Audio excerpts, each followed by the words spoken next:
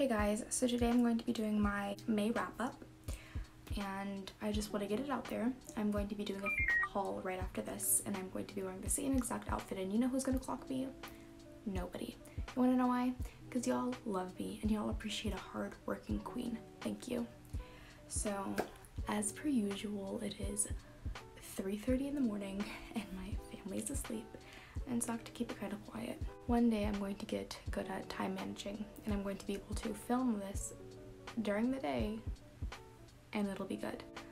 Ooh, imagine regular lighting from the sun. I won't have to whisper. Anyway, let's get into it. So May was kind of a dud month for me because at the beginning of the month I had to do finals, so I didn't really start reading until halfway through May. I DNF'd a book, I'm going to talk about it a little bit, and then I read 4 other books, so let's just get into it. So the first book I read in the month of May is Hush Hush by Becca Fitzpatrick, and if that book sounds familiar, or the author sounds familiar, it's because she is a YA veteran. She has been around for forever. The Hush Hush series is the kind of book that you read after you read Twilight and you just needed something else to read. I remember picking this book up when I was like 12 years old in the library in my middle school, and I devoured these books. So Hush Hush is the first book in a series, and it's about like angels, and it's so angsty and emo and all of that. The main takeaway that I got from it was that YA is so different now, like so different now. I was reading this book and there was slut shaming and there were jokes about eating disorders, and everything was just in poor taste, and the main character was such a pick-me, like, I'm not like other girls type of girl. And I remember being young and loving that about the main character and loving that about this book series. But now I just read back and I cringe. So it's reading this book, even though it isn't necessarily my cup of tea anymore, it was an interesting measuring stick to show how far YA has changed and how far I've changed as a reader and what I consume and what I like to read. I gave this 2 out of 5 stars and it was definitely interesting. I'm not going to continue rereading the series because I have no interest. The next book that I read was The Unhoneymooners by Christina Lauren, and I like this book.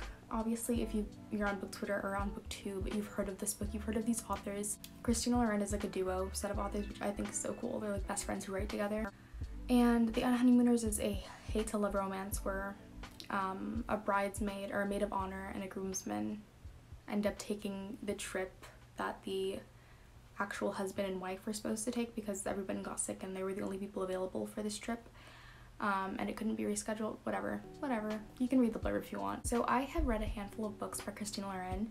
I have read Josh and Hazel's Guide to Not Dating. I've read my favorite Half Night Stand or something like that, and then I've read this, The Unhoneymooners by them. And I can say that each book seems to be getting better, and not in terms necessarily of romance, because they're all about the same in regards to romance, but in how Christina and Lauren craft side characters and how they craft character arcs, and that's what I really want to hammer. My favorite thing about The Unhoneymooners by Christina Lauren, the romance was okay. It was kind of bland. It felt like every other hate or love romance for me, so in that aspect it was kind of meh, but the character development was muy bueno. It felt like a Sophie Kinsella book where the main character, like the entire goal of the book is for the main character to get their life together, kind of like a chick lit where the focus is on the character getting their life together. But it wasn't. It was a romance. The romance was central, but the character development was really strong. So yeah, it was really cool. So I ended up giving The Unhoneymooners 4 out of 5 stars. So the next book I read was Nocturna by Maya Motoney. I still don't know if I said that name right, but please forgive me. I have a full review up on my channel if you want to see my full in-depth thoughts of this book, Nocturna. But I ended up loving this book. I gave it 5 out of 5 stars. I'll leave a link in the description or a card or whatever. I don't know how to do cards, but I'll try.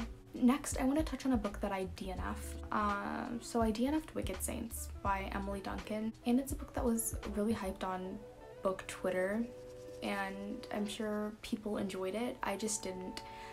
I got about 60% through the book before I realized that it just wasn't for me. By the time I'm 60% through a book, if I am not like either engaged in the plot or engaged in the characters, then something is wrong. And I found myself bored out of my mind with the plot, and the characters were so bland. I couldn't I couldn't, because I could not give a flying fuck about any of the characters, the plot, the world building was ass. It was just so boring. I will say the magic system was kind of intriguing, and how they like call upon the gods for power, and how there's a religious war. How do you have war in your book and your book is still boring as hell?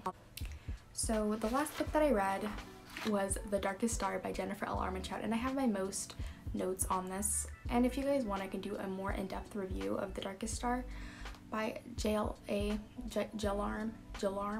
Can I call you Jalarm? No, but Jennifer L. Armentrout.